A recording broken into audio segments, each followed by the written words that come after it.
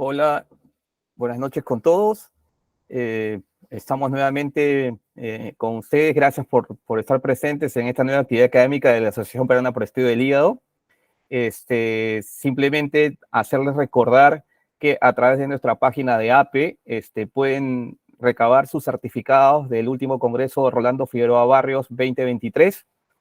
Y nada, decirle que seguimos trabajando para el monotemático que ya es clásico en la APE para el mes de noviembre. Y recordando también que en septiembre la APE cumple 31 años, ¿no? Así que estamos organizando una serie de actividades que pronto las vamos a hacer conocer a través de nuestra página. Lo mismo para el Preceptorship, que se ha reactivado, que es una buena noticia. Nos ha informado desde Brasil el doctor Matos que tenemos fecha ya también para del 9 al 11 de octubre, se va a desarrollar el Preceptorship con el grupo de médicos que había ganado la beca, que fue antes de la pandemia, pero que lamentablemente por la pandemia quedó pendiente. Así que lo estamos reactivando y gracias a Dios hemos ya tenido la información del doctor Angelo Matos aceptando para poder realizar en Brasil el Preceptorship del 9 al 11 de octubre del 2023. Ya le estaremos informando por nuestra página principal y por nuestras redes. Muy bien. El día de hoy vamos a tocar un tema muy importante.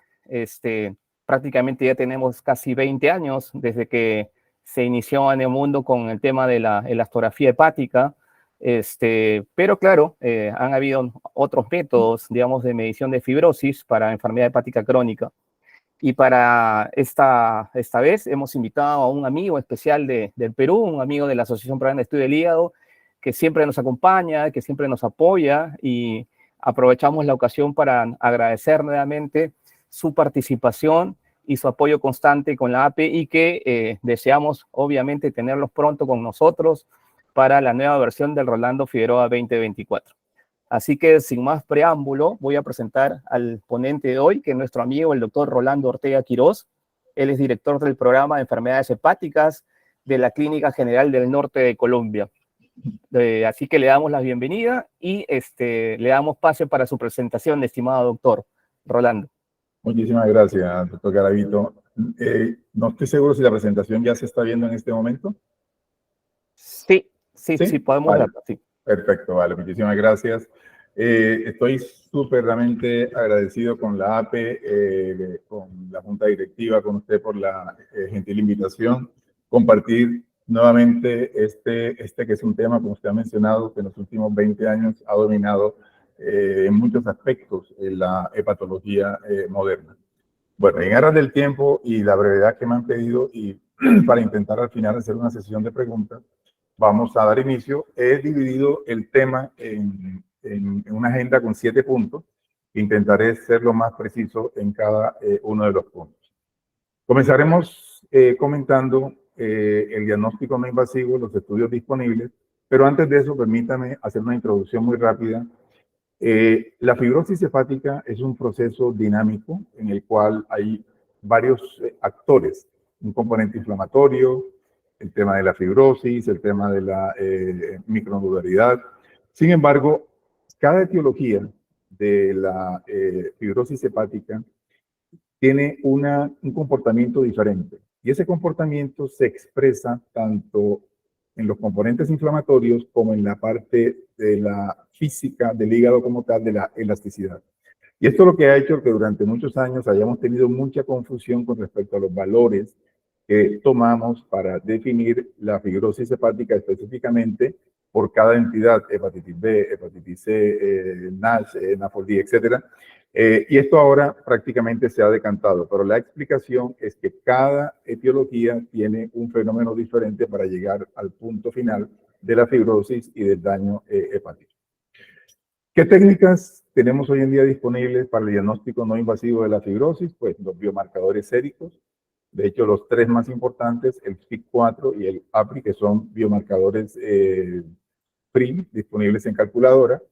Y el Enhanced Liver Fibrosis, que es un biomarcador que utiliza 3 sustancias de recambio de matriz extracelular, que son el procolágeno 3, la inhibidor de metaloproteinasa 1 y el ácido hialurónico. Tenemos 2 técnicas que evalúan la elasticidad hepática, la rigidez En este caso, las técnicas basadas en ultrasonido, la elastografía transitoria por vibración controlada, las técnicas basadas en ARFI, que es la fuerza de radiación por impulso acústico puntual y bidimensional, y las técnicas de elastografía por resonancia que se abren cada vez más. Bueno, yo pienso que el futuro es enorme y tanto que la FDA ha estado adoptando esta técnica para estudios de investigación. Y como mencionaba el doctor Garavito, que llevamos 20 años desde que esta técnica, específicamente la elastografía por vibración controlada, salió al mercado en una publicación que fue una revista de radiología, en un ultrasound. Y quizás para resaltar en estas fechas, pues yo considero prioritarias, pues la aparición del CAP, que sin duda nos cambió un poco la posibilidad de ver no solamente la fibrosis, sino la esteatosis. El hecho de que en el 2013 la FDA aprobara formalmente, después de un trámite importante con Microsoft, en la incorporación del nuevo sistema que utilizamos de software, y más recientemente la incorporación de la sonda XL, y no aparece en esta diapo, pero obviamente la elastografía esplénica de la cual haremos mención. Y estas técnicas realmente nos permiten, al principio fueron desarrolladas todos los biomarcadores séricos y que miden la rigidez para hepatitis viral, pero luego se ampliaron obviamente al problema número uno que tenemos en este momento, que son la enfermedad hepática por alcohol y la esteatosis hepática.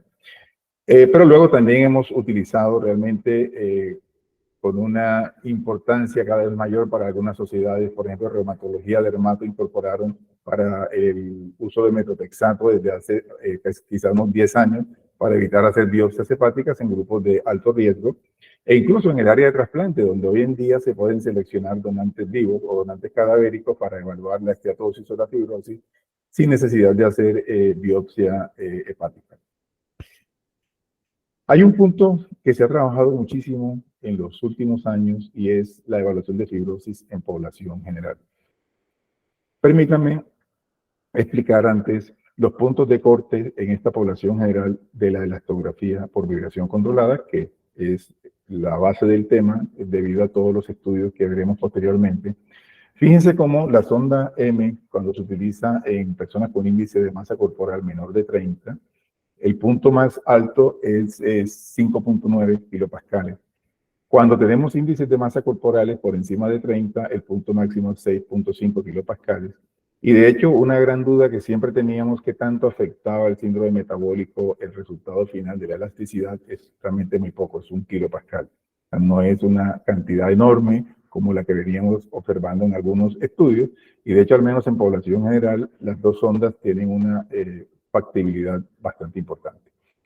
Pero también es muy importante, y esta revisión reciente del doctor Loren Castera pone en evidencia que no es lo mismo que yo evalúe a un paciente en cuidado primario o que los pacientes no lleguen a las unidades de gastroenterología o hepatología. De hecho, la prevalencia de fibrosis en general, para lo que nosotros podamos ver en cuidado primario, es muy baja. En todas las entidades es alrededor de un 5%, mientras que la prevalencia en clínicas de referencia puede ser hasta un 30%. Y esto incide mucho en cuanto al uso de los biomarcadores y las técnicas físicas, ya que permiten que tenga un valor predictivo negativo muy importante en ambos escenarios, del 99%, lo cual es muy, muy bueno, pero valor predictivo positivo, por ejemplo, en cuidado primario de las técnicas como FIG4 o elastografía realmente son menores de lo que podríamos esperar y son mucho más importantes dada la prevalencia de fibrosis en el escenario de la especializada. ¿Y esto en qué repercute? Bueno, en el uso secuencial de las técnicas de fibrosis para diagnóstico. En cuidado primario debemos utilizar técnicas con alto valor predictivo negativo, ahorramos costos, de tal manera que en una población general mi interés es descartar la presencia de fibrosis.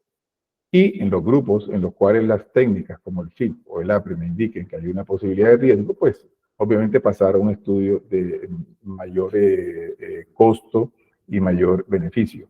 Sin embargo, cuando un paciente llega directamente a la consulta de gastroenterología o hepatología, probablemente vamos a utilizar de entrada las dos técnicas, dada la alta prevalencia de fibrosis. Fíjense, este resumen publicado recientemente en todos estos estudios, esta es gente que se dedica mucho a estudios en población general, Utilizando la elastografía transitoria con un punto de corte de 8 kilopascales, la prevalencia de fibrosis mayor de F2, que sería fibrosis avanzada, oscila entre un 2 y un 7.5%. De hecho, en población general, en este momento, pues el consumo de alcohol y el síndrome metabólico son los factores de riesgo más importantes. De tal manera que lo primero que podemos decir hasta este momento es la fibrosis es un problema importante en población general y tenemos que siempre tener pendientes los grupos de riesgo para poder aplicar en ellos las técnicas que tengamos para diagnosticar o descartar fibrosis. Y en cuanto a la utilidad de cada una de las técnicas, este estudio que ha sido publicado recientemente con 3.300 participantes de población general, fíjense cómo para diagnóstico de fibrosis avanzada, la elastografía transitoria y el Enhanced Liver Fibrosis tienen realmente un valor predictivo positivo muy importante, una área bajo la curva bastante importante para el diagnóstico de la entidad, siendo menos útil realmente el SIG4 o el NAFLD score. De tal manera que este estudio que viene a soportar que cualquiera de estas dos técnicas que tengamos a la mano, pues nos va a permitir después de un FIG4 confirmar la presencia de una fibrosis avanzada. Un concepto muy importante en hepatología es el concepto de la enfermedad hepática crónica avanzada. Fíjense que la cirrosis, por definición, es un diagnóstico histopatológico. Si nosotros vemos todos estos componentes de inflamación, fibrogénesis, nódulos de regeneración, microtrombosis, etcétera, todos se definen por biopsia. O sea, durante toda nuestra vida hemos definido a pacientes desde el punto de vista histopatológico. Uno de los paradigmas más importantes con los estudios de biomarcadores y sobre todo con la elastografía transitoria es poder definir una nueva condición, que es el paciente que tiene entre una fibrosis avanzada y una cirrosis, pero es un paciente que está en una muy buena condición, que es lo que nosotros queremos diagnosticar. Estas entidades en una fase muy temprana en la cual podamos incidir sobre la etiología y modificar el riesgo de hipertensión portal. Pero hasta la fecha, para poder definir esta condición, solamente teníamos la biopsia y teníamos la posibilidad de hacer gradiente de presión venosa hepática para definir aquellos pacientes con gradiente mayor de 10 milímetros de mercurio, que son los que tienen riesgos de descompensación, hipertensión portal clínicamente significativa. El Baveno 6 también hizo un cambio muy importante al definir esta condición, ya que estableció puntos de corte con la elastografía por FibroScan. Menor de 10 kilopascales excluye la presencia de enfermedad hepática crónica avanzada y por encima de 12 o 15 kilopascales hace muy probable la presencia de esta condición. De aquí se derivaron también otras definiciones como el riesgo de tener varices con alto riesgo de ruptura o el uso, se comenzó a incorporar el uso de la elastografía esplénica. En cuanto a la hipertensión portal clínicamente significativa, probablemente esto es en los últimos 3 o 4 años quizás uno de los avances más importantes en hepatología y que el estudio prácticamente que comenzó todo este proceso es el estudio PREDECI, un estudio español, las siglas de prevención de descompensación de la cirrosis, un estudio multicéntrico en el cual pudo observarse que pacientes con enfermedad hepática crónica avanzada, con gradientes de presión venosa hepática mayor de 10 que correspondían a elastografía por FibroScan mayor de 21, el uso de carvedilol prevenía un primer episodio de descompensación en forma de ascitis, que recordemos que es la forma más frecuente de descompensación a 10 años, y algo muy importante, disminuía la mortalidad. Y esto se ha visto replicado recientemente en un metaanálisis en el cual se han incluido 4 estudios, y en este metaanálisis también puede observarse cómo el carvedilol disminuye la descompensación y disminuye el riesgo de mortalidad. Por tanto, ahora tenemos la posibilidad de diagnosticar enfermedad hepática crónica compensada, o sea, lo que es fibrosis avanzada, cirrosis, pero además identificar los pacientes que tienen más riesgo de descompensación para poderlos intervenir. Y en ese sentido, la regla de los 5 de Baveno 7 pues nos ha dado muchísima claridad con esta gráfica. Fíjense, el valor normal de elastografía corresponde a menos de 5 kilopascales, pero con menos de 10 prácticamente descartamos enfermedad hepática crónica avanzada. Este concepto es muy importante porque esto nos restringe el estar pensando hepatitis B, cuál es el punto de corte, hepatitis C, NAFO, la colangitilidad primaria, para todas las condiciones hepáticas. Por debajo de 10 prácticamente descarta la presencia de enfermedad hepática crónica avanzada. Mientras que por encima de 15 soporta esta condición. Es decir, podemos hablar de una fibrosis avanzada o de lo que consideraríamos una cirrosis en curso. Pero va mucho más allá en cuanto a la definición de hipertensión portal clínicamente significativa. Los pacientes que tienen menos de 15 kilopascales y más de 150.000 plaquetas, es poco probable que tengan hipertensión portal clínicamente significativa. Asimismo, los pacientes que tienen menos de 20 kilopascales y más de 150.000 plaquetas, es poco probable que tengan varices de alto riesgo. Y lo que incorporó Baveno 7 es que los pacientes con más de 25 kilopascales definen el grupo de hipertensión portal clínicamente significativa y, obviamente, sin hacer un estudio adicional, ni endoscopia, ni estudio necesario requerido, pues podemos iniciar el uso de betabloqueadores, principalmente el carvedilol. Y fíjense, en este escenario, recordemos, sin embargo, que la hipertensión portal clínicamente significativa, que por definición es por gradiente, también la podemos diagnosticar si un paciente nos llega con varices, si un paciente en una ecografía Doppler nos dice que tiene circulación colateral de cualquier tipo, estenorenal, gastrorenal, si tienes recanalización de la vena umbilical, todo eso ya implica hipertensión portal clínicamente significativa. Sin embargo, el interés nuestro es el paciente que tiene factores de riesgo, diagnosticar enfermedad hepática crónica avanzada por encima de 15 e hipertensión portal clínicamente significativa antes de detectar todas estas complicaciones para poder iniciar la intervención, como les mencionaba, del carvedilol. Este estudio es quizá de los primeros estudios que avala los criterios de Baveno 7. Es un estudio hecho en el Reino Unido con 3.100 pacientes. Fíjense cómo el punto de corte, menos de 15 kilopascales, el riesgo de descompensación y de hepatocarcinoma es significativamente menor que los pacientes que tienen más de 15 o que tienen hipertensión portal clínicamente significativa, que es el grupo obviamente de mayor riesgo. En cuanto a la esteatosis, es otro tema también muy interesante. Esta es la nueva sistema de clasificación que han adoptado todas las asociaciones y que ahora en el ISOL nos han liberado en todas las revistas de las sociedades. La terminología, estamos esperando que hagan la traducción al castellano. Nosotros recientemente hablábamos de esteatosis hepática metabólica. Probablemente el término que se aceptará es hígado esteatósico o enfermedad hepática esteatósica. Pero lo importante es que ahora podemos definir varios grupos. El paciente que tiene una esteatosis hepática metabólica, lo que era el MAFLD, ahora se llama MASL, ¿ok? Tenemos un grupo que es mixto, que es la preocupación importante, los pacientes que consumen alcohol, pero que además tienen hígado graso, y ese es uno de los puntos que yo siempre decía, bueno, pero no hay un hígado graso puro, esto de excluir el consumo de alcohol que hacíamos antes era muy relativo.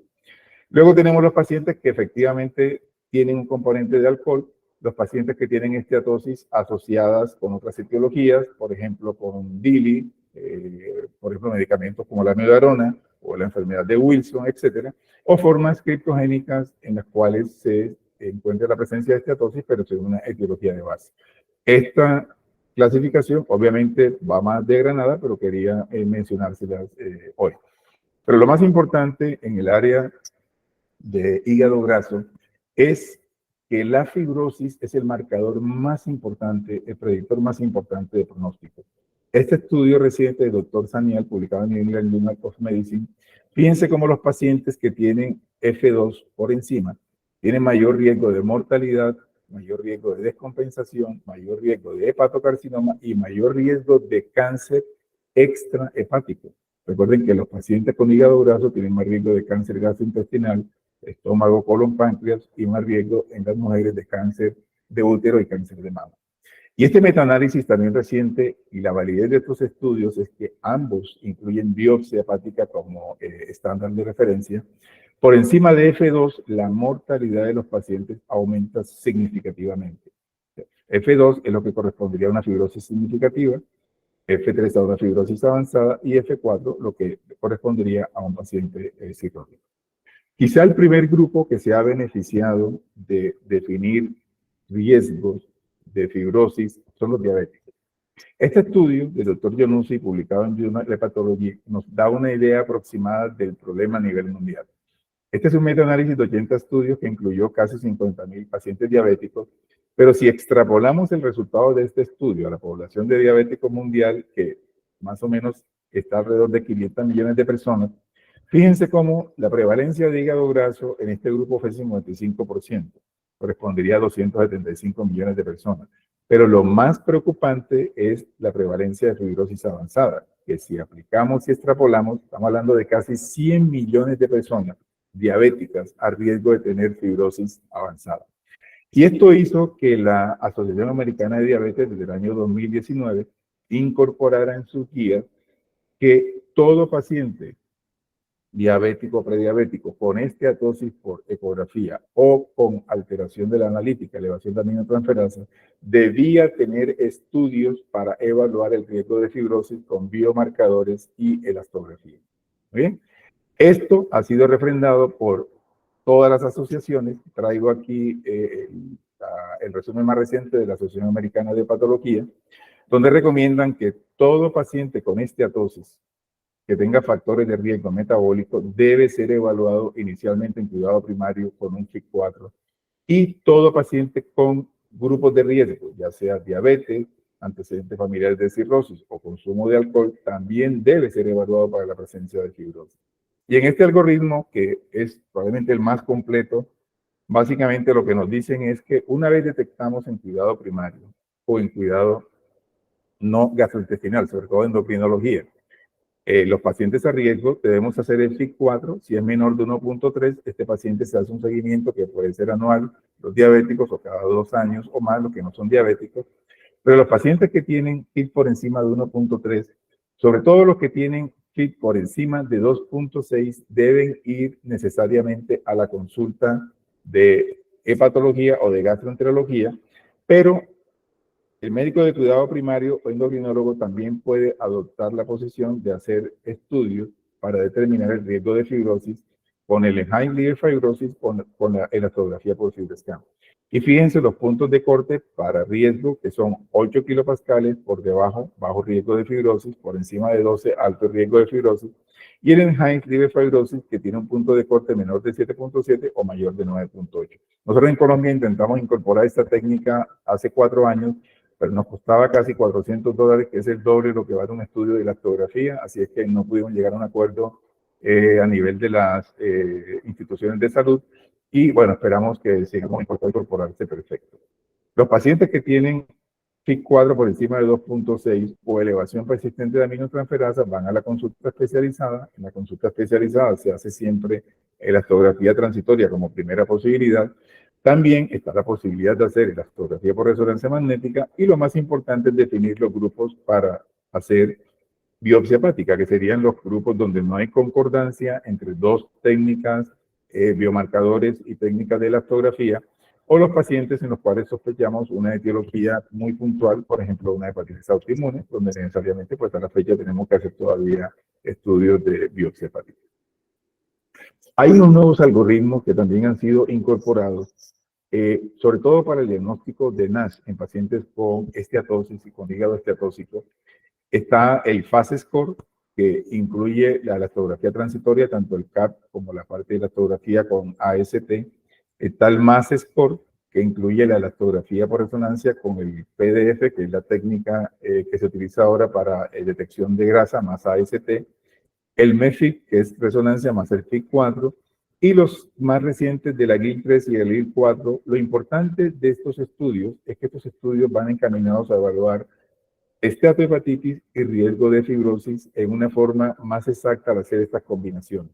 Este estudio también reciente muestra cómo probablemente el MEFIC, que incluye la elastografía y el FIB-4 con puntos de corte de 3.3 y 1.6, pudiera ser el más exacto. Les traigo un ejemplo de cómo aplicar, por ejemplo, algo que nosotros hacemos en la práctica, que es el FAST score. El FAST score es una técnica que emplea, fíjense, con un punto de corte de punto 67. Esta es una paciente de 58 años, 56 años con un síndrome metabólico. Lo que nos llamó la atención de este paciente es el resultado de la elastografía con 13 kilopascales, con un unas aminotransferasas que tenía por encima de 100. Entonces la duda que teníamos es si esto correspondía a inflamación o si esto correspondía realmente a fibrosis. Aplicamos el FAST Score, que está libre en la página de EcoSense. Ahí están todas las técnicas basadas en elastografía. Y fíjense cómo colocamos el valor del CAP, el valor de la elastografía y AST, y nos dio un FAST Score de 0.79. Lo importante es que este FAST Score nos llevó a la biopsia hepática, y la biopsia hepática nos demostró un NASH con un score de 4, un NASH, y la presencia de fibrosis con F2 al hacer las coloraciones especiales. Yo creo que la utilidad más importante de estos estudios es en estos pacientes en los cuales hay un NASH con actividad inflamatoria y la elastografía nos da un valor alto y tenemos dudas sobre realmente la presencia de fibrosis o inflamación. En cuanto a la esteatosis, tenemos básicamente dos técnicas de estudios: el CAP, que viene incorporado con la elastografía transitoria, y la elastografía por resonancia magnética. El CAP es un software que se activa simultáneamente con el software de elastografía, y lo que mide es la atenuación de la onda de 50 Hz que nosotros enviamos al hígado, la atenuación en un medio, en este caso la pérdida de energía cuando atraviesa la grasa. Específicamente, este software no se activa ni con hierro, ni con cobre, ni con amiloides, solamente con la presencia de grasa. Pero, ojo, que hay algo muy interesante con el CAP reciente, el punto de corte. El nuevo punto de corte para detectar grasa es 275 decibelios. Y en esto todas las asociaciones ya se pusieron de acuerdo. Es decir, ya puntos de corte de 220, 230, no. El CAP tiene la capacidad de detectar grasa por encima de esto. Y el CAP no es muy bueno, ojo, para establecer las S de la clasificación de la doctora Elizabeth Brown. Es decir, si ustedes miran el área abajo de la curva, es de 0,8 para esteatosis, pero cuando queremos hacer los puntos de corte para esteatosis moderada o severa, ya no es tan bueno. Yo lo hago en la práctica diaria y trato de convencer al paciente que si tiene 350 está peor que si tiene 300. Quizás para mejorar la adherencia a la dieta, a la actividad física, pero en la práctica recordemos que es muy bueno para diagnosticar grasa, para confirmarla, más no para establecer la severidad. Sin embargo, este estudio, también publicado recientemente en Hepatology, fíjense cómo el punto de corte por encima de 285 aumenta la mortalidad 2 veces, y esto es mortalidad cardiovascular. Recordemos que las personas con esteatosis se mueren más del corazón y de riñón que del hígado, y también mueren por temas de cáncer. Aquí también se encontró un punto de corte casi de 10, que es el punto de corte que nosotros tenemos para enfermedad hepática crónica avanzada, como factor de riesgo de mortalidad. La resonancia es una técnica, en Colombia la tiene tal vez 1 o 2 centros. El tema de la resonancia es que es excelente la elastografía porque nos permite revisar todo el hígado completo. Los puntos de corte para fibrosis F1, F2 son realmente superiores a la elastografía por FibroScan. De aquí para adelante hay mucha similitud en el área abajo de la curva. El tema con la resonancia es los costos. En Colombia, el único centro que lo incorporó, inicialmente el costo era casi de unos $2,000, lo cual era imposible para el sistema de salud. Yo pasar a un paciente de FIC4 a resonancia, eso no estaba en los planes. Nosotros incorporamos en Colombia hace 4 años al sistema de salud la elastografía por FibroScan, y de hecho cualquier médico la puede pedir en este país por el costo.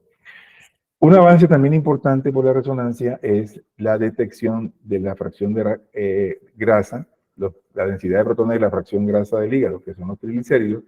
Esta técnica sí tiene una muy buena correlación con la escala histopatológica de la doctora Brun, es decir, hay unos puntos de corte, pero no solo eso, sino que en la reversión con terapia se ha demostrado que una disminución mayor del 30% en la técnica de PDF correlaciona con la histología, a tal punto que en este momento la FDA lo ha adoptado como una técnica para evitar biopsia, sobre todo en estudios de fase 2 y comenzando fase 3.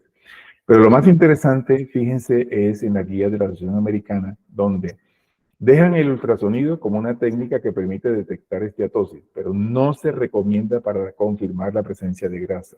Para eso debe utilizarse el CAP, y si queremos cuantificar, debemos utilizar la resonancia. Es decir, ecografía convencional sugiere grasa, no la confirma. Hay que hacer el CAP para poder hacer la confirmación, y esto ha sido realmente muy insistente en la Asociación Americana. Y en cuanto a la elastografía esplénica, que es probablemente lo más novedoso, unas palabras. Fíjense que el vaso siempre lo hemos visto como un órgano inmune. De hecho, siempre que hablamos de vaso pensamos en infecciones, pensamos en, bueno, medicina interna, en esplenomegalia tropical, en hematología, en linfomas, en leucemias, etc. Sin embargo, el vaso es un órgano que tiene una muy íntima relación con el hígado. De hecho, a través del sistema venoso portal, prácticamente todo lo que afecta el hígado está indirecta o directamente afectando el vaso. Cuando uno evalúa en los artículos de medicina interna, este es un artículo muy reciente, las 3 principales causas de esplenomegalia, fíjense, la esplenomegalia congestiva, que incluye hipertensión portal, las formas neoplásicas y las formas infecciosas, dominan todo el escenario clínico. Pero para nosotros en hipertensión portal, la relación hígado-vaso es mucho más compleja. Lo más práctico y lo más simple es entender que al aumentar la presión en el sistema venoso portal, obviamente todo esto se traduce en el vaso y el vaso experimenta entonces crecimiento, esplenomegalia y se desarrolla como complicación el hiperesplenismo. Pero esto es más complejo. Es más complejo porque el vaso es un órgano inmune y el vaso responde a los PAMs y a los DAMs que se liberan durante todo el proceso a medida que va evolucionando la fibrosis. Y esto hace que células inmunes y citoquinas que se liberan del vaso van al hígado y hoy sabemos que tanto estimulan la fibrogénesis y disminuyen la regeneración hepática, como el vaso tiene la capacidad de producir factor de crecimiento transformante de plaquetas y factor de crecimiento fibroelástico. O sea que el vaso incide ya no solamente como un actor en el tema de la hipertensión portal, sino como un actor en el tema de la fibrogénesis. ¿Cuáles son las causas de esplenomegalia? Pues obviamente la congestión, por todo el tema de la conexión que hay con el sistema venoso portal, pero hay una franca angiogénesis, hiperplasia tisular, fibrogénesis y agrandamiento del tejido linfoide. A medida que aumenta la cirrosis, progresa la cirrosis y aumenta la presión portal, el vaso crece y se hace más rígido. Y esta es la base de la elastografía esplénica. Una de las fortunas o ventajas que nosotros tenemos con la elastografía esplénica es que podemos clasificar los pacientes con hipertensión portal prehepática o hepática, ya sea sinusoidal o postsinusoidal. Fíjense, los pacientes que tienen hipertensión portal prehepática, los pacientes con trombosis de la vena porta, estos pacientes tienen elastografía de hígado normal y elastografía de vaso elevado. Los pacientes que tienen hipertensión portal sinusoidal o postsinusoidal, al contrario, tienen elevación de ambas técnicas, tanto elastografía hepática como esplénica. Y este es un campo que estamos explorando ahora con los hematólogos, porque los hematólogos nos remiten pacientes en estudio de trastornos hematológicos con vaso grande, plaquetas bajas, y yo estoy en capacidad de decirle ahora, elastografía de hígado, baja probabilidad de fibrosis, y elastografía de vaso, baja probabilidad de hipertensión portal.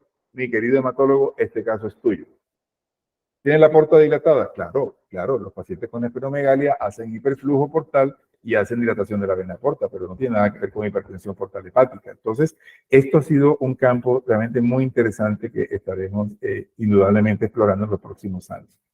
La diferencia con la elastografía hepática es que en la elastografía hepática se utiliza la sonda convencional con 50 Hz para emitir la onda de pulso, y la elastografía esplénica, a pesar de que casi todos los estudios iniciales fueron hechos con la sonda de 50 Hz, desde hace 3 años está disponible la sonda de 100 Hz, que es una sonda que permite una evaluación más profunda, además porque la cápsula del vaso es más gruesa y permite que yo pueda, digamos, pasar esa cápsula con una mayor confiabilidad.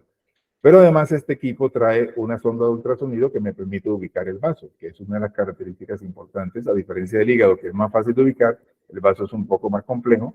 Este es el equipo que nosotros tenemos en la clínica, el FibroScan Express 603, ya tenemos año y medio, ya llevamos más de 1000 elastografías de vaso que esperamos en algún momento poder hacer algo con ellos, esa cantidad importante de pacientes. Y fíjense, aquí tiene el traductor de ultrasonografía, miren la posición del paciente. La posición se ubica es en la línea axilar posterior y nosotros pues ya bajo la guía ecográfica ubicamos y hacemos los estudios elastográficos como la elastografía convencional. Una parte muy importante con el FibroScan 630 que tiene la sonda de 100 Hz es que, como les mencionaba, los estudios iniciales de la ecografía con sondas de 50 Hz tenían puntos de corte para hipertensión portal clínicamente significativa de 50 kilopascales, mientras que con la sonda nueva el punto de corte es de 41 kilopascales. Y esto es algo que debemos tener en mente siempre cuando leamos e interpretemos los estudios. Y de hecho, fíjense, las guías de Babeno 6 ya sugerían que la elastografía de vaso era una técnica que podía ayudar a interpretar o a clasificar los pacientes con hipertensión portal, pero Babeno 7 fue más directo.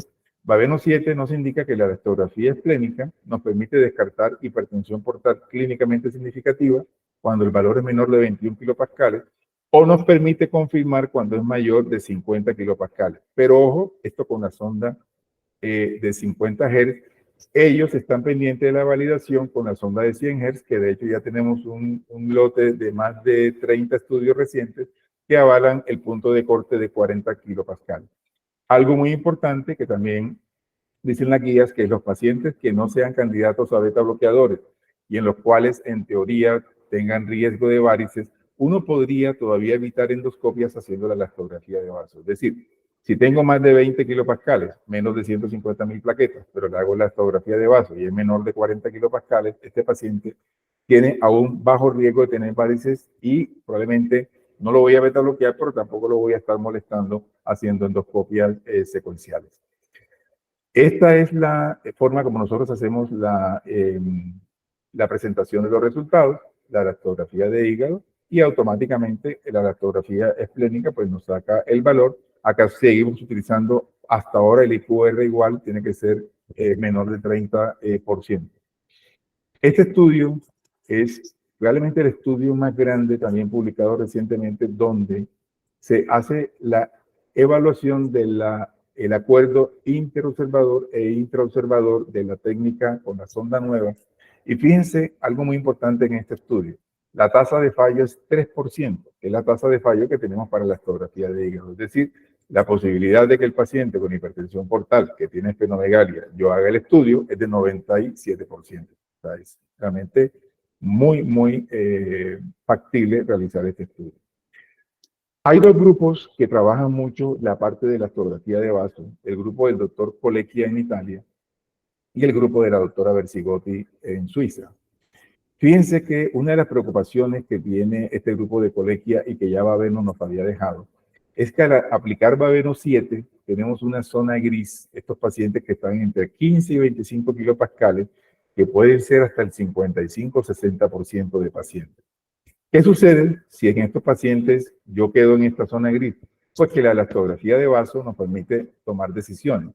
Si tengo menos de 40 kilopascales, este paciente tiene bajo riesgo de hipertensión portal clínicamente significativa. Y si tengo más de 40 kilopascales, como lo define acá también el grupo de la doctora Berzigotti, este paciente tiene alto riesgo de tener hipertensión clínicamente significativa y de tener varices esofágicas. Entonces, cuando quedamos en la mitad, la elastografía esplénica puede ser un punto de solución.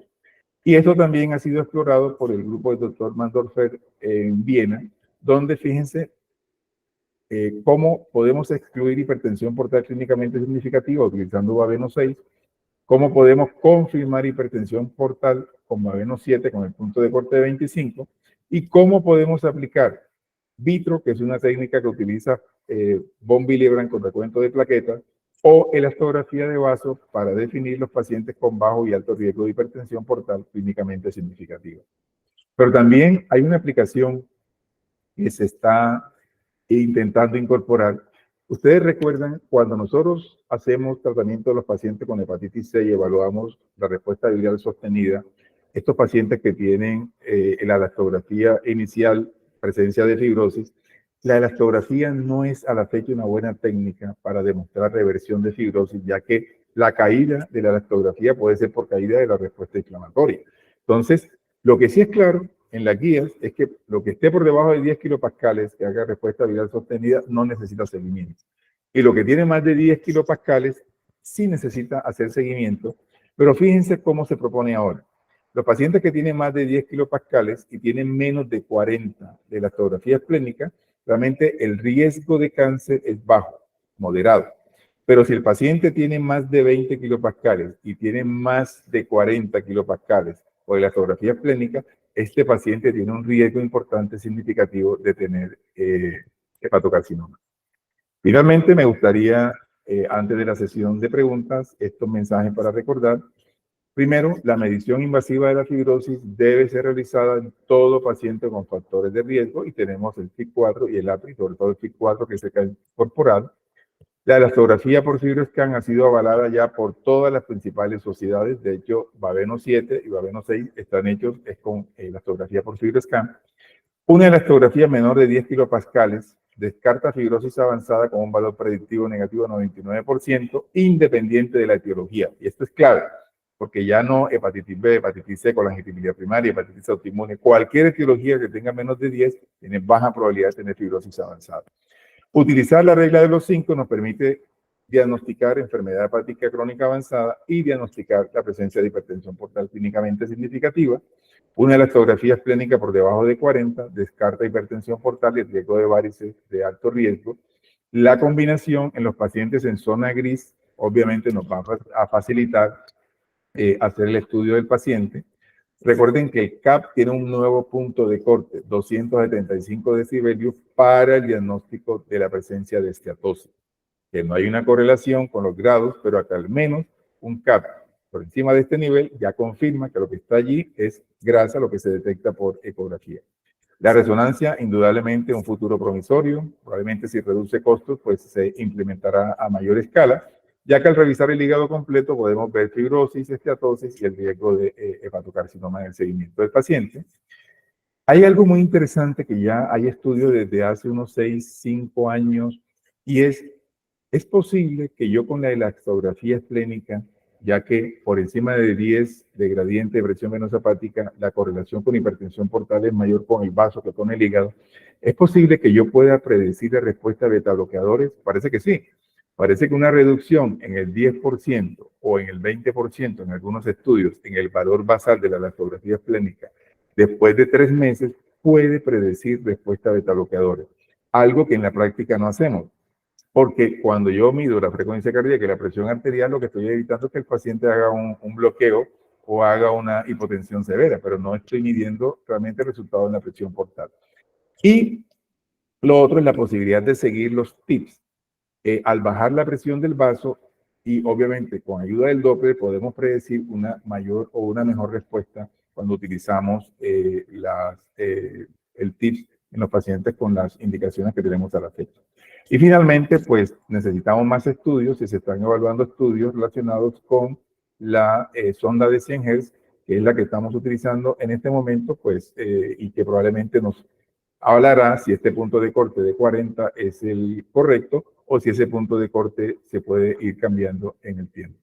Y bueno, básicamente esta era la presentación que quería comentarles y no sé si tienen alguna pregunta, alguna inquietud, pues será grato, ¿cómo se llama? El doctor Garavito, pues ayudarles. Ok. Muchísimas gracias, doctor Ortega, por su excelente y didáctica, siempre didáctica exposición, bastante amena, que nos enseña y sobre todo su experiencia, ¿no? En tantos años de estar manejando el tema de la elastografía por FibroScan transitoria. Como usted le decía, ya más de 20 años, ¿no? En la historia también nosotros en el Perú tuvimos en el hospital donde trabajo, el Hospital Loaiza, del año 2015, que llegó el primer equipo, el 530, bastante desarrollado para esa época, porque me recuerdo haber visto uno en Francia, en el Pitié-Salpêtrière, el año 2005, que tenía inclusive hasta un pedal. Se hacía las vibraciones con pedal, o sea que eso que ya no existe, ¿no? O sea, de hecho ha ido evolucionando la herramienta de la elastografía transitoria en los años, ¿no? Y tener ahora el 630 con el tema de la elastografía esplénica, pues es un gran avance, ¿no? Entonces, viendo estas diferentes herramientas para poder medir la fibrosis no invasiva, ya hemos nombrado cuáles son las desventajas de hacer la biopsia en el seguimiento de los pacientes con enfermedad hepática crónica. La primera pregunta sería si usted considera ya hoy en día, después de 20 años, que podemos decir que la elastografía transitoria, llámese FibroScan, podríamos llamarlo ya el gold estándar como método no invasivo en reemplazo de la biopsia hepática. Y por el otro lado, la segunda pregunta iba con el tema de lo que usted nombraba, ¿qué tanto es bueno es hacerle FibroScan en el seguimiento cuando hacemos tratamiento para diferentes enfermedades hepáticas, ¿no? Por ejemplo, en el tema del hígado graso, el estudio de RaceGenerate, que utilizaba ácido beticólico, midió, digamos, en el tiempo la disminución de la fibrosis en los pacientes con NASH. Entonces, usted también lo decía, que un punto de corte de más de F2 y menos de F2 podría, digamos, significar una mayor mortalidad, una mayor incidencia de hepatocarcinoma. Entonces, la elastografía sirve para hacer seguimiento y, en todo caso, ¿cuál sería la recomendación para diferentes etiologías en cuanto al tema de la frecuencia de su uso? Exacto. Una pregunta Amplia. amplia.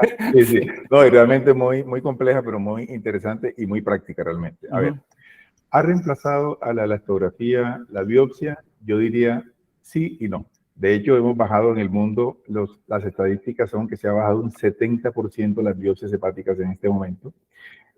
Yo en mi equipo realmente tengo reservadas más biopsias hepáticas para estos casos de esteatohepatitis con sospecha cuando las transaminasas están altas y tengo dudas, pues yo hago biopsia hepática sin duda para evaluar la presencia de fibrosis. En los casos de hepatitis autoinmune, y eso les comparto, esto es parte de la segunda pregunta, mis pacientes no se quieren biopsiar. De hecho, después de pandemia la gente no quiere saber de biopsia. Entonces, tenemos ahora disparada la hepatitis autoinmune, probablemente por el tema de la vacunación de COVID, que ya es un problema que ha sido ventilado a nivel de las asociaciones. Y bueno, la hepatitis autoinmune ahora es de día a día. O sea, yo todas las semanas estoy recibiendo nuevos casos.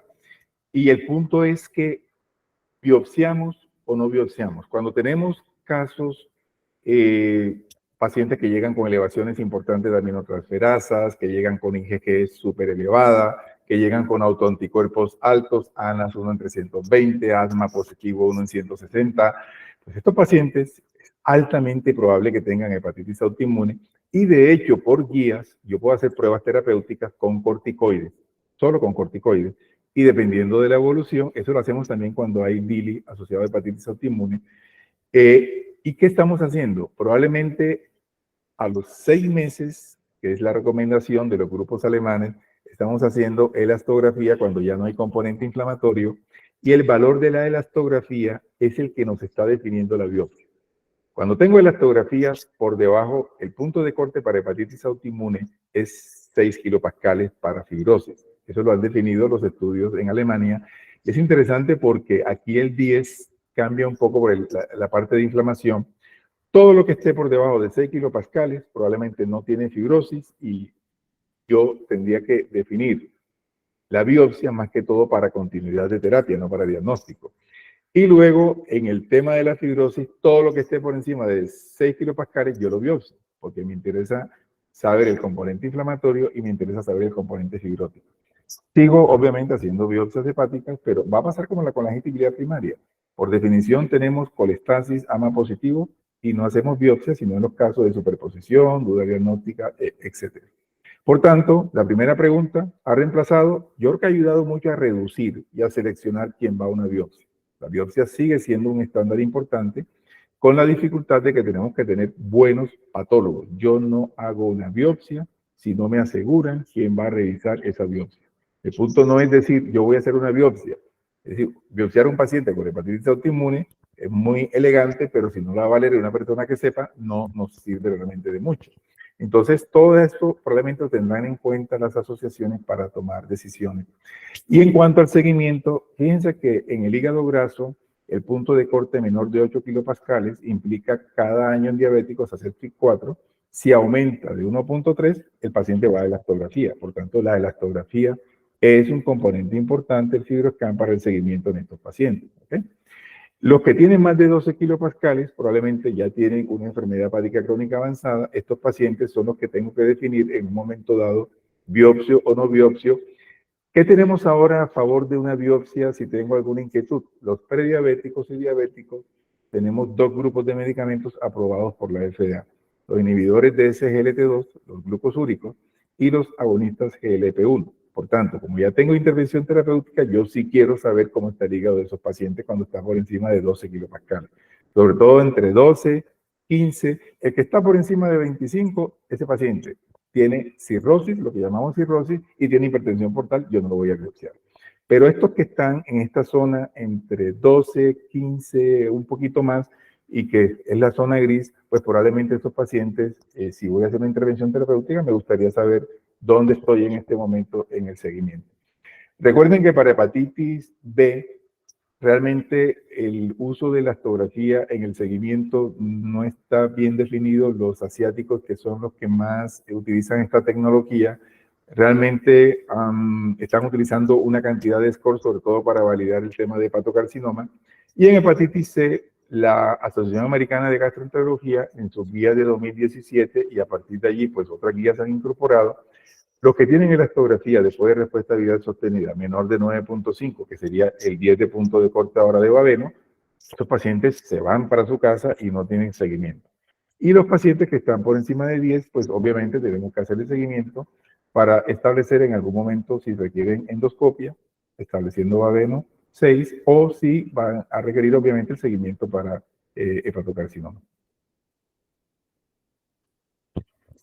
Muy bien, doctor, gracias por su respuesta.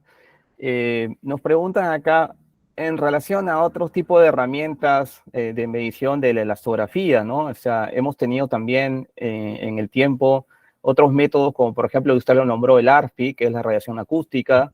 Teníamos el Sharewave, ¿no? El Sharewave 2D, que también lo tuvimos acá en el Perú por Explorer. Y últimamente teníamos el FibroTouch, que es de fabricación china, que fue, digamos, aceptado en Estados Unidos, pero no en Europa. Y entonces se han manejado diferentes puntos de corte, ¿no? Que es el principal problema que tenemos para poder utilizar un mismo número para poder medir outcomes distintos en diferentes etiologías. Lamentablemente no lo tenemos. Entonces, la pregunta sería, de la que hace el doctor Fleming Aponte, ¿qué papel le ve usted pues, a estos diferentes métodos, como el Sharewave, el ARFI, digamos, y si tienen algún espacio, digamos, en el futuro para ser utilizados? Sí, de hecho, casi todos los radiólogos han incorporado estos software. El ARFI, clásico, que se mide en metros por segundo, y el Sharewave, que es la bidimensional sobre todo, que se mide en kilopascales y da un área de interés pues, superior. Miren, el punto es que para diagnosticar fibrosis son buenos, con los puntos de corte que dan las casas y los estudios. Realmente los puntos de corte para fibrosis significativa, avanzada o cirrosis son muy importantes. Pero no podemos aplicar Baveno, no podemos aplicar hipertensión portal, no podemos aplicar varices porque ellos no fueron incluidos en estos estudios. Entonces yo no puedo extrapolar el resultado de un ARFI o de una bidimensional como si fuera FibroScan, porque esto realmente no es válido, ni siquiera para hepatocarcinoma, donde ya desde hace unos años tenemos estudios para hepatitis B, y ahora con el tema de hígado vaso junto, creo que va a ser un poco más fácil ir prediciendo el riesgo de hepatocarcinoma. Por tanto, estas técnicas, sí, creo que para fibrosis, nosotros hemos tenido muchos problemas con los radiólogos, con los informes, no sé por qué. Pacientes nos remiten cirróticos que no son cirróticos, normales que son cirróticos, etcétera. Hemos tenido mucha dificultad con ellos. A mí me ha tocado conversar mucho que si van a utilizarlo, por favor, pues que aprendan a hacerlo bien. La facilidad que tienen, por ejemplo, con los pacientes con ascitis.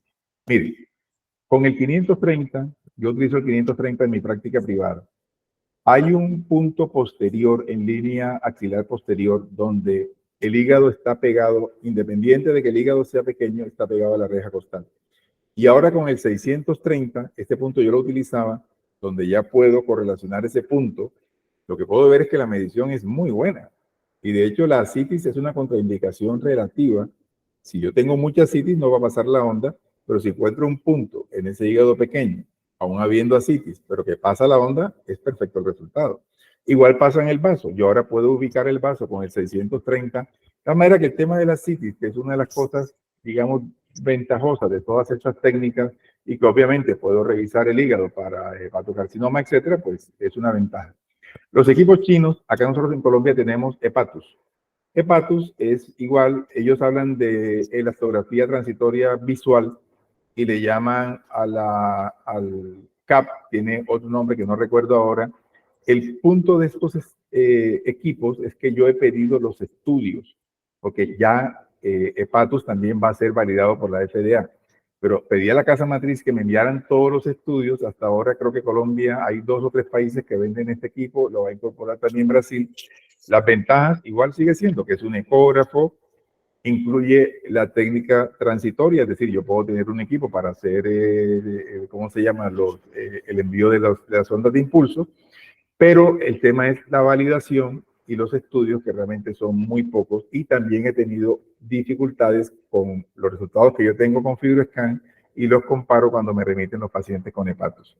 Ellos, a pesar de que pueden mirar el vaso, no hay estudios de vaso por ellos. Entonces, realmente, yo creo que si aplicamos cada técnica en lo que tienen los estudios y están avalados, pues es válido hacerlo. Perfecto, excelente consejo, sobre todo para lo que nombraba con el tema de la citis, ¿no? Exacto. Bien, hay una pregunta, doctor, del doctor Osvaldo Zapata, que creo que usted ya más o menos la respondió parcialmente. El tema dice, en el seguimiento de pacientes con hepatitis autoinmune, que han recibido tratamiento con corticoides y acetropina, y que una primera elastografía les dio F3, dice aparentemente es un paciente que está manejando el doctor, ¿no? Quizás recalcar un poco el tema de en qué momento se debería hacer una elastografía en el contexto de un paciente con enfermedad autoinmune. Perfecto, o sea, 6 meses. O sea, los estudios hasta ahora lo que muestran con biopsias hepáticas es que, recuerden que hay unos criterios nuevos de respuesta para hepatitis autoinmune. Los respondedores rápidos a 30 días son espectaculares. Estos pacientes van a tener una evolución muy buena, pero hasta 6 meses los pacientes y respuesta es normalización de aminotransferasas con o sin normalización de la IgG. Estos pacientes yo creo que son los que benefician de hacerles elastografía. Es decir, si el paciente inició los inmunosupresores al mes o a los 3 meses tiene aminotransferasas normales, este paciente a los 6 meses, por histología, es altamente probable que ya no tenga inflamación. Pero si este paciente no ha normalizado las aminotransferasas, lo que yo hago a los 6 meses no tiene validez, porque el componente inflamatorio va a ser confundido como fibrosis, no siendo en realidad fibrosis. Entonces, mi consejo sería, evalúen lo que es de respuesta rápida, que tienen las asociaciones ahora en este momento, las últimas guías europeas y americanas, y si el paciente a los 30 días, máximo 90, normaliza aminotransferasas, y normalización es mujeres por debajo de 25, hombres por debajo de 30, a los 6 meses probablemente lo que ustedes obtengan es válido. Perfecto, doctor, muchas gracias. Bien, nos hace una pregunta la doctora Adelina Lozano. Bueno, la doctora Adelina Lozano es conocida por todos. Ella también ha sido fundadora de la unidad de hígado del Hospital Loaiza. Es una de las primeros médicos que ha utilizado acá la elastografía transitoria y creo que una de las que más experiencia tiene. Actualmente trabaja en la clínica Ricardo Palma. Así que bienvenida, doctora, y gracias por su pregunta. La doctora nos dice si sería útil la elastografía de vaso para iniciar tratamiento con beta bloqueantes de manera independiente a la elastografía de hígado. Ok, muy buena pregunta. Adelina, saludos, un fuerte abrazo. Adelina la conocí en Barcelona cuando hacíamos el fellow de hepatología y de hecho le estoy súper agradecido porque ella me invitó cuando iban a incorporar la tecnología de FibroScan con la doctora Guadalupe García. Hizo una reunión súper bonita. Yo quedé enamorado de ese hospital. Y me alegra mucho que ya lleves tantos años con la tecnología y sé que eres una de las expertas en América Latina. Te vi el otro día en un webinar con Chile, espectacular, o sea, realmente te felicito.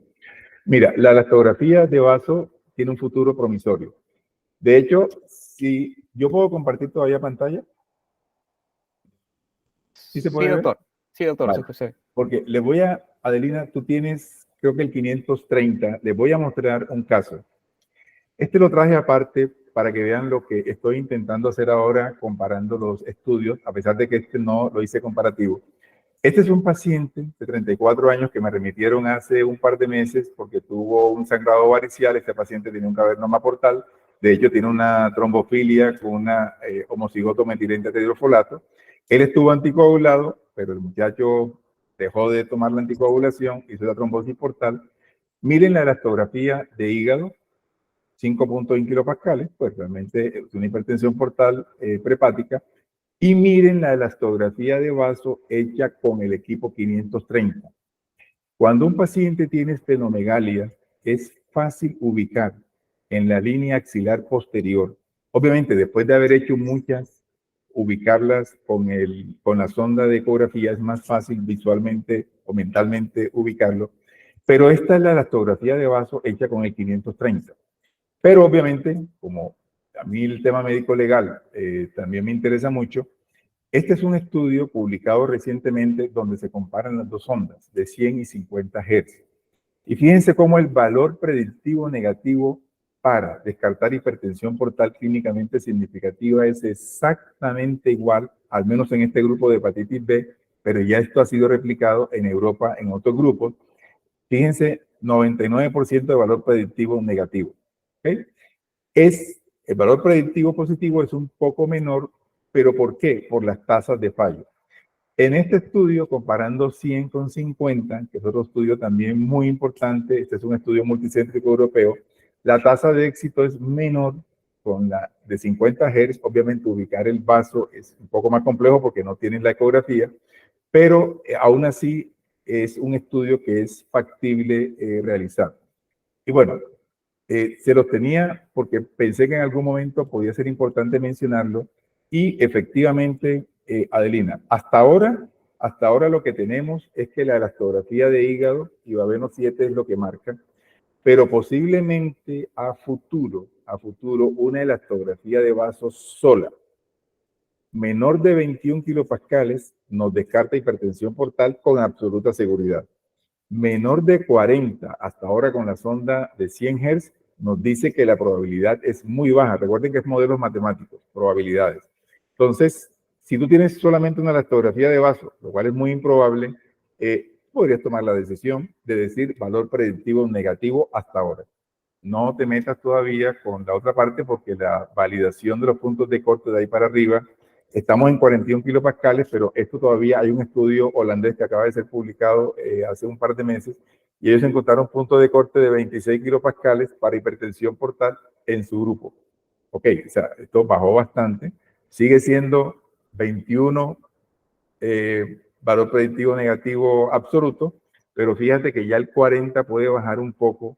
Entonces, yo creo que la combinación en la zona gris es lo más útil. Es lo que yo estoy haciendo con mis pacientes cuando tengo dudas, a pesar de que yo ahora mismo le estoy haciendo prácticamente a todos los cirróticos porque quiero hacer un estudio prospectivo que estoy realizando.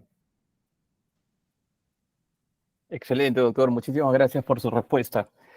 Bien, en el tema de la elastografía esplénica, generalmente los estudios se han realizado con pacientes con hepatitis virales, ¿no? B y C, que era la primera recomendación y el punto de corte era de 50.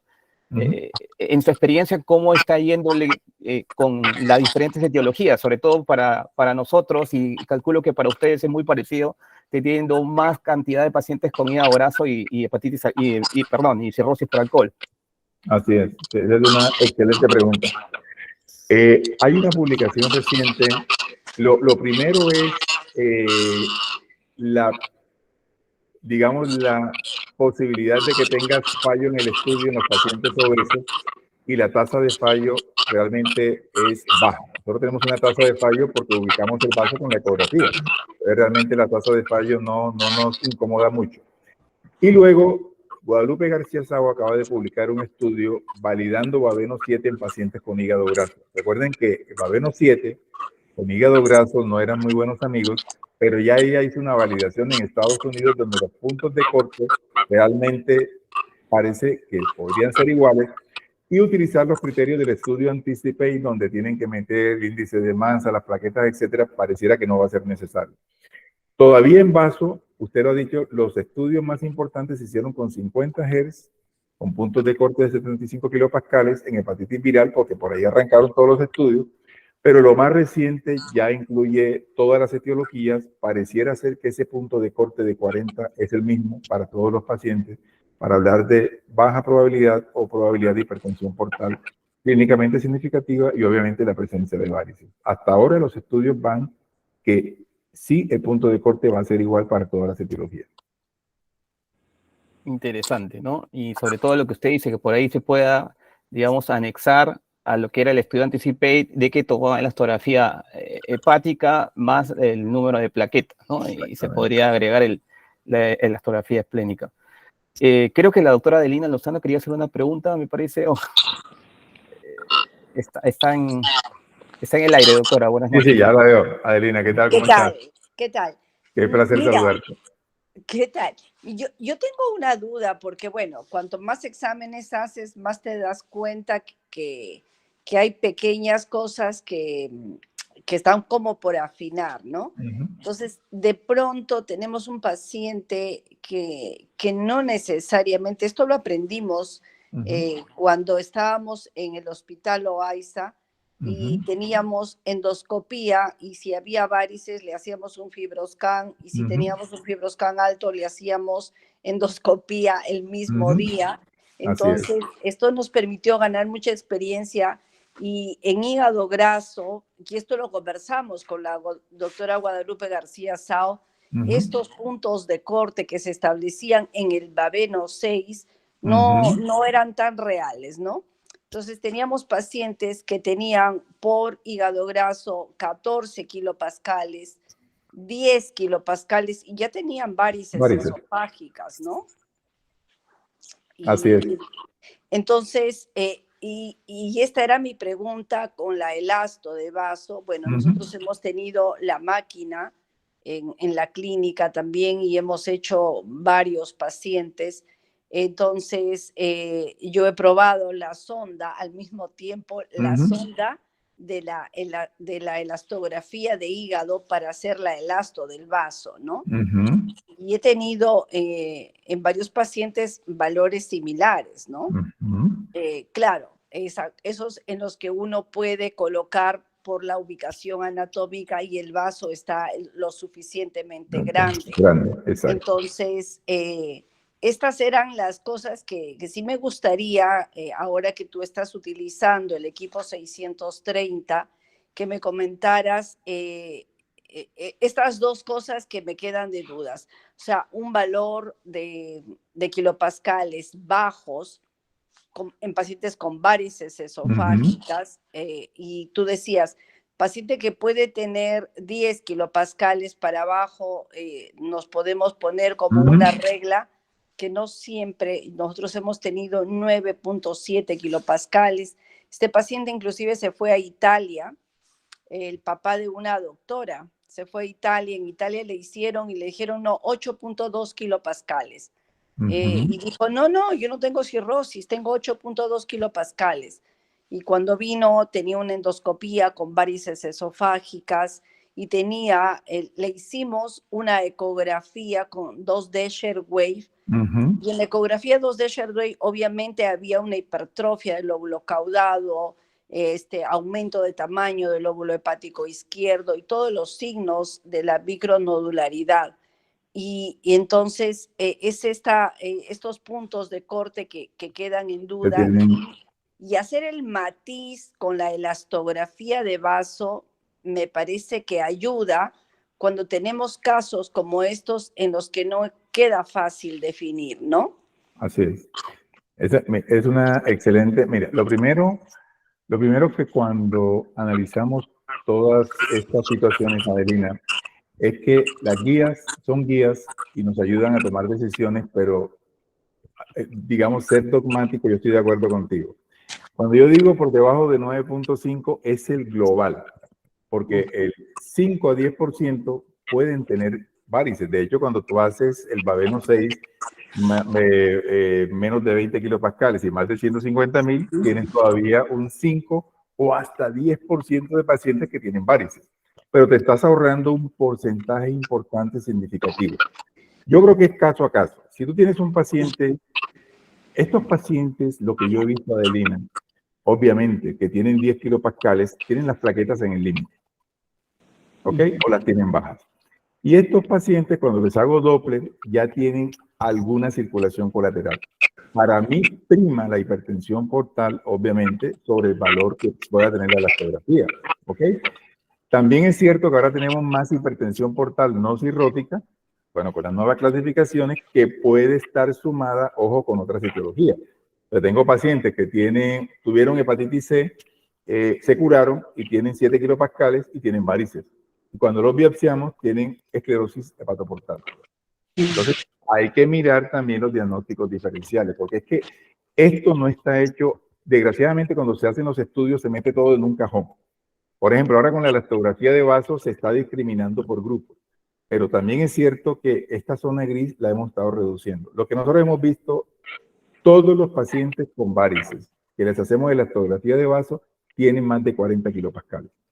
Todos los pacientes tienen más de 40 kilopascales. O sea, eso es algo que nos da una tranquilidad enorme porque esos pacientes pueden tener 17 kilopascales, 16 kilopascales, 14 kilopascales. Uno dice, wow, pero no alcanza. Pero cuando uno revisa las plaquetas de esos pacientes están bien posicionadas. Entonces, yo creo que hay que tener la parte clínica, no solamente basarse en los resultados. No le apostaría todo a estos estudios. De hecho, yo soy un convencido, Adelina, del valor predictivo negativo de estas pruebas. Si tienes una elastografía por debajo de 8 kilopascales, de 7 kilopascales, la probabilidad de fibrosis es muy bajita. Si tienes una elastografía por encima de 25 kilopascales, la probabilidad de cirrosis e hipertensión portal, ponle apellido. Pero en ese rango, entre 10 y tenemos que afinar muchísimo.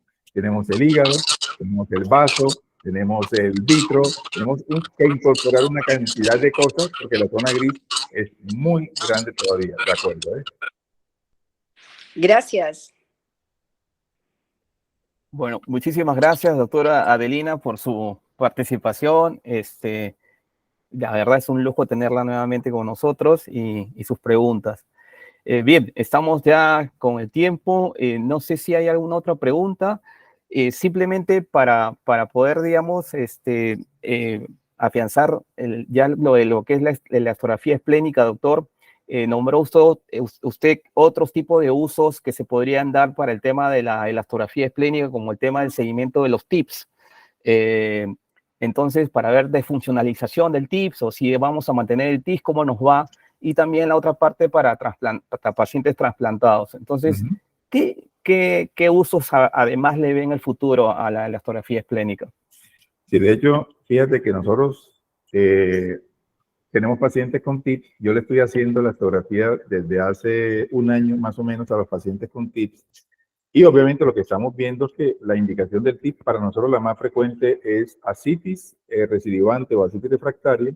Y tenemos pacientes con sangrados variciales también a repetición. Y lo que vemos es que las mediciones que hacemos antes del TIPS y después de la elastografía esplénica bajan significativamente. Son pocos pacientes.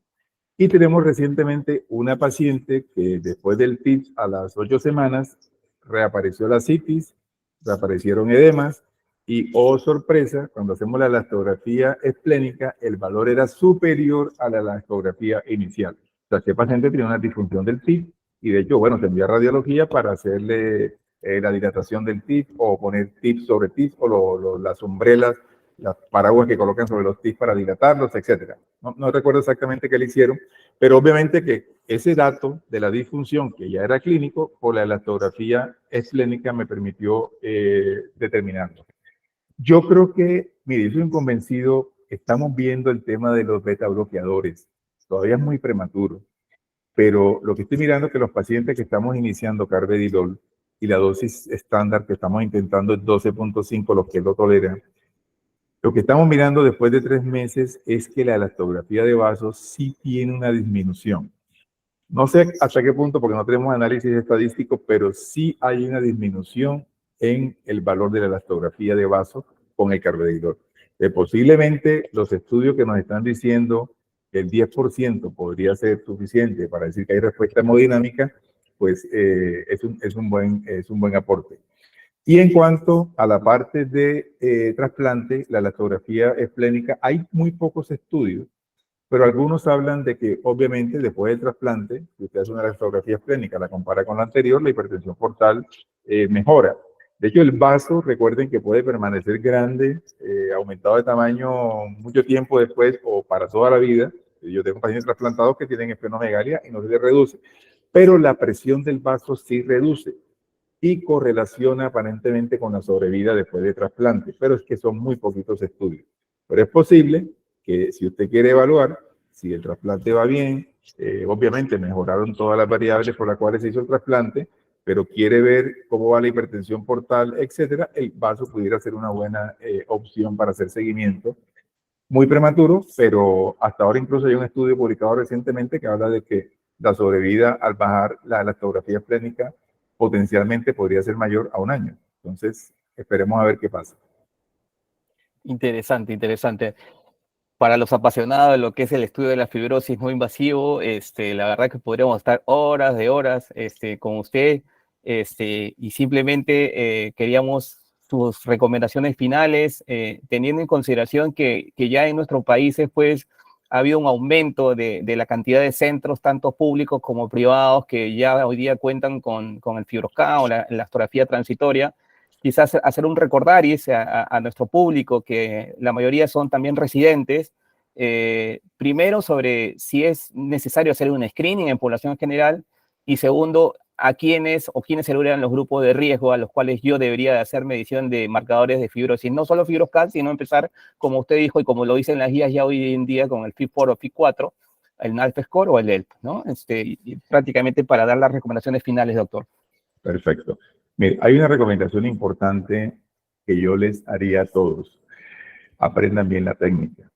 Tenemos ahora en Colombia varios grupos, de hecho en la ciudad donde yo estoy hay un grupo de gastroenterólogos que está haciendo unos reportes. Yo creo que si a Adelina le preocupa un estudio bien hecho con estos resultados, que uno dice por qué tiene 9 kilopascales y tiene varices, imagínense con un examen mal hecho. O sea, a mí me están enviando exámenes con FibroScan mal hechos y están haciendo lecturas que son equivocadas. Entonces, yo creo que lo primero es, si tienen acceso al equipo, aprendan bien la tecnología, instruyanse bien, lean bien sobre el tema, vean los puntos de corte que van cambiando, etcétera, etcétera. Entonces, sería mi primera recomendación con cualquier técnica como endoscopia.